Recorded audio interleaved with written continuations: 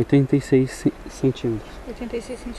The trunk of this tree has a circumference of 86 centimeters.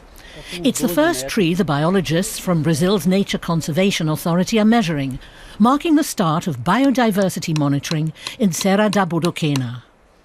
There's still scarcely any reliable data on the condition of this protected area. How is the ecosystem developing? What's been the influence of climate change so far? Until now, it's all been conjecture.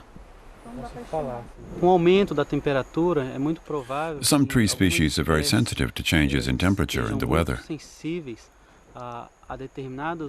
It's quite possible that certain trees will show less growth or even disappear, that they'll lose their niche in the ecosystem as a reaction to climate change. That's just what our monitoring program is meant to show. What influences are already tangible in this forest? We don't know yet, we don't have the data, but we believe there are influences. The climate is tropical and humid in Serra da Bodoquena. Countless species have their habitat here. The nature reserve is 750 square kilometers in area. It's impossible to measure and count everything here.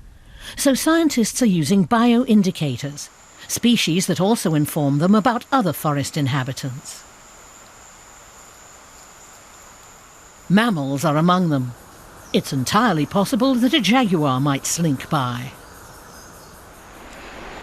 Many of my colleagues have seen one. I've only seen tracks, unfortunately.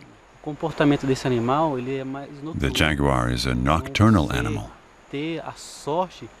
Not everyone is lucky enough to see such a marvelous sight.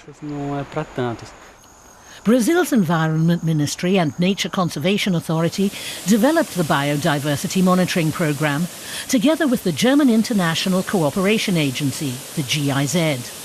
Jan Kleine-Bühning and Marcio Uehara Prado work for the organization. They prepared everything in the GIZ's headquarters in Brazil 2 years ago. Now they're finally in the forest themselves, with the head of the national park. This river used to be full of fish. Then someone nearby started farming fish that weren't indigenous. Somehow or other, they ended up in the river and ate all the other fish. Now there are scarcely any fish at all. That's how quickly biodiversity can be demolished. Of course, there's still a lot to see. Stick insects, for instance.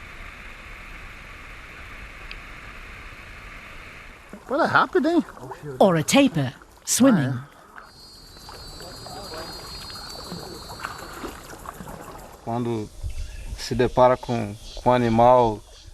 When an animal dives into the water here in the park, you can still see it in the depths because the water's so clear. The beauty of the waterfalls, the fact that you can jump into the water and swim, that's all great. I find it very gratifying. So do the GIZ employees. It's been great fun. This is a very special place. It's also been an effort, but that's part of the job.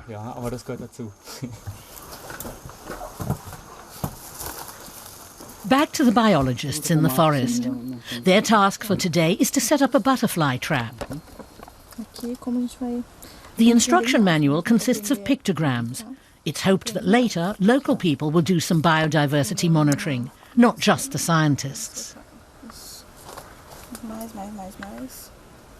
Butterflies can reveal a lot about the state of the ecosystem. A mixture of bananas and sugarcane is used as bait. And it works. The two are proud of being pioneers of biodiversity monitoring. Here in the state of Mato Grosso del Sul, there's still a lot of untouched nature. Protecting it is a small contribution I can make, not only for the region and Brazil, but for the whole world. That's important to me. The next morning in the national park.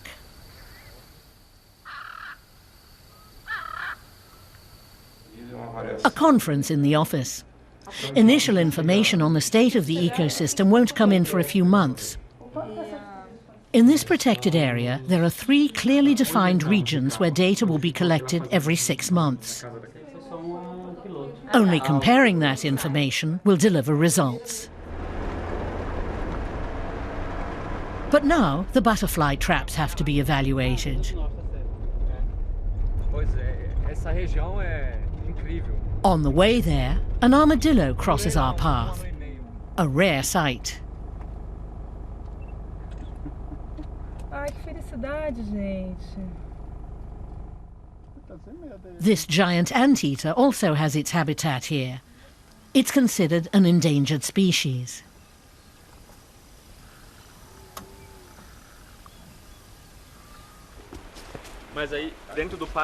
Deep in the forest, the scientists look for the butterfly trap they've set.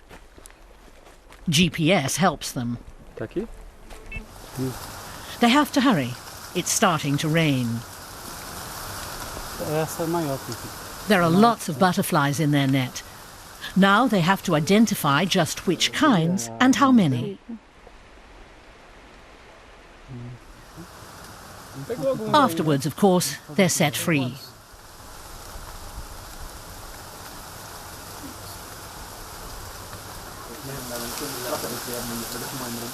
It's raining harder.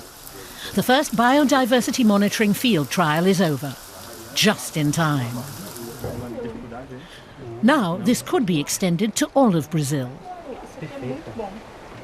The Nature Conservation Agency alone has 131 protected areas. This monitoring could be expanded to cover each protected area, and the federal states that are interested would have the opportunity to use the information. This is really a national issue. And it's a matter of protecting Brazil's biodiversity. It's a major project that's starting here, in the middle of the forests of Serra da Bodoquena.